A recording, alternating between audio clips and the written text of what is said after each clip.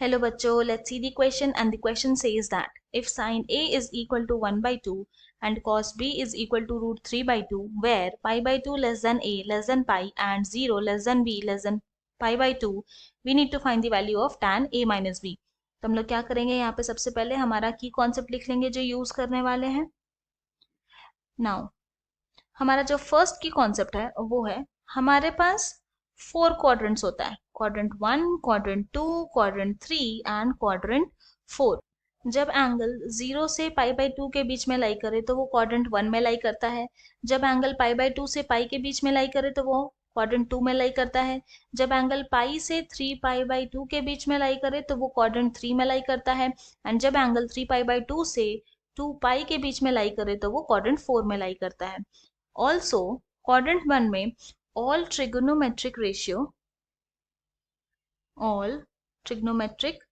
ratios are positive.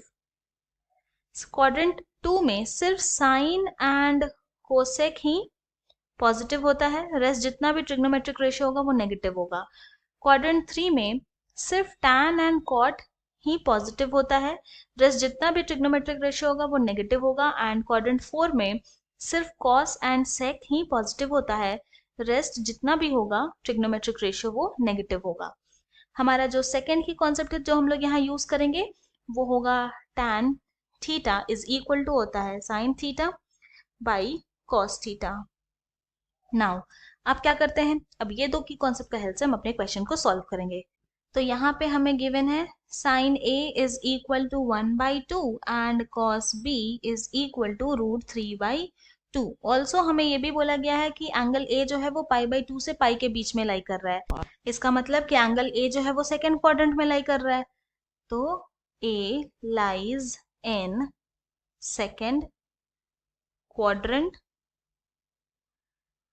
And angle B के बारे में क्या बोला गया है कि जो एंगल बी है वो 0 से पाई बाई 2 के बीच में लाई कर रहा है, मतलब कि वो फर्स्ट क्वाड्रेंट में लाई कर रहा है.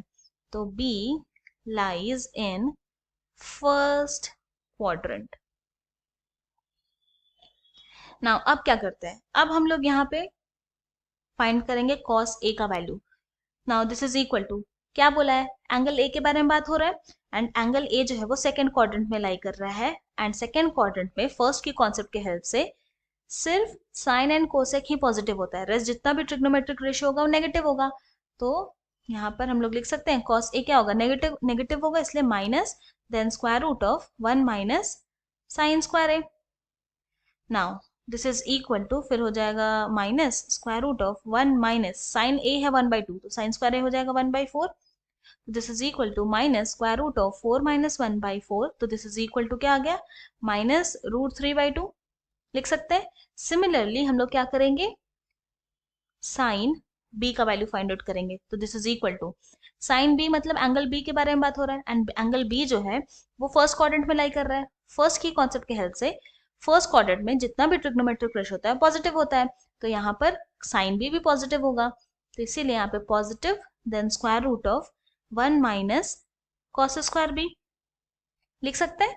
Now this is equal to, फिर हो जाएगा square root of 1 minus cos B है रूट 3 बाई 2 तो कॉस स्क्वायर बी हो जाएगा 3 by 4. This is equal to square root of 4 minus 3 by 4 तो दिस इज इक्वल टू आ गया 1 बाई 2. नाउ हमें क्या चाहिए, हमें यहाँ पर tan A माइनस बी का वैल्यू चाहिए. तो हमारा जो सेकेंड की कॉन्सेप्ट है इसके हेल्प से हम लोग लिख सकते हैं sine A minus B divided by cos A minus B. तो this simplifies tan A minus B is equal to हो गया साइन A माइनस बी को हम लोग लिख सकते हैं यहाँ पे sine A cos B minus cos A sine B divided by cos A minus B को हम लोग लिख सकते हैं cos A cos B plus sine A sine B. तो बस सबका वैल्यू पुट करते हैं. तो this is equal to sine A है क्या 1 by 2 multiplied by cos B है root 3 by 2 minus cos A आया हमारा माइनस रूट 3 बाई 2 तो ये प्लस हो जाएगा मल्टीप्लाइड बाई साइन B है 1 बाई 2.